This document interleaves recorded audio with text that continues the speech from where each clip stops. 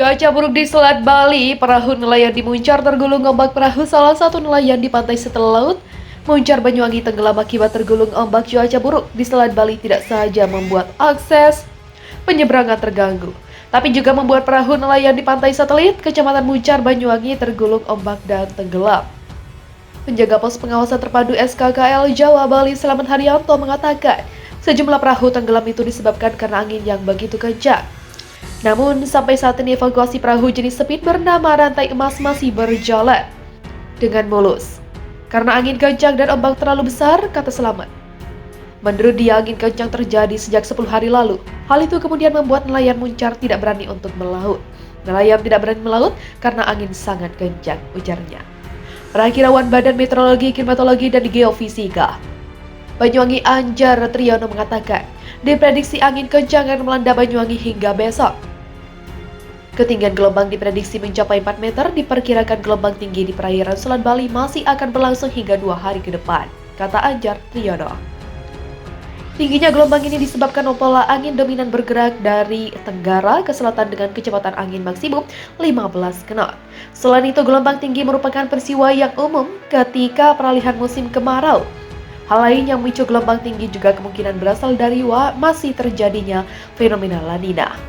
BMKG mengimbau bagi masyarakat yang tinggal dan beraktivitas di pesisir sekitar area yang berpeluang terjadi gelombang tinggi diimbau agar tetap selalu waspada. Kami imbau masyarakat lebih waspada dan hati-hati terhadap potensi cuaca ekstrim yang mungkin datang tiba-tiba terjadi di perairan yang berada di Selat Bali maupun perairan sekitarnya, pungkasnya. Gelombang tinggi sejumlah kendaraan terguling di kapal penyeberangan Selat Bali akibat ombak. Akibat gelombang tinggi, sebuah kendaraan di kapal penyeberangan Selat Bali terbalik.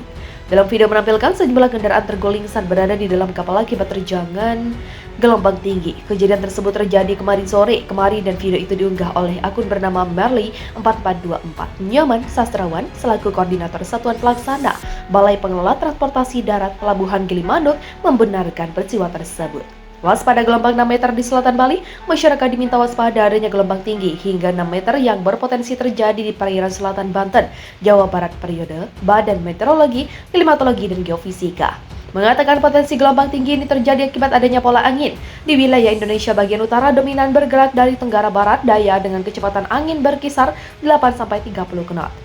Sedangkan di wilayah Indonesia bagian selatan dominan bergerak dari timur tenggara dengan kecepatan angin berkisar 10-25 knot. Kecepatan angin tertinggi terpantau di Laut Natuna Utara, Laut Banda, dan Samudra Hindia Selatan Jawa NTT. Tulis BMKG dalam keterangan resmi yang diterima. Selain itu, gelombang yang sangat tinggi hingga 6 meter juga berpeluang terjadi di Samudra Hindia Barat, Kepulauan Enggano, Lampung, kemudian Samudra Hindia Selatan, Banten, Bali, NTB. Dampak gelombang tinggi di pantai Pebuahan Jembrana, sebanyak 10 rumah warga mengalami kerusakan akibat abrasi.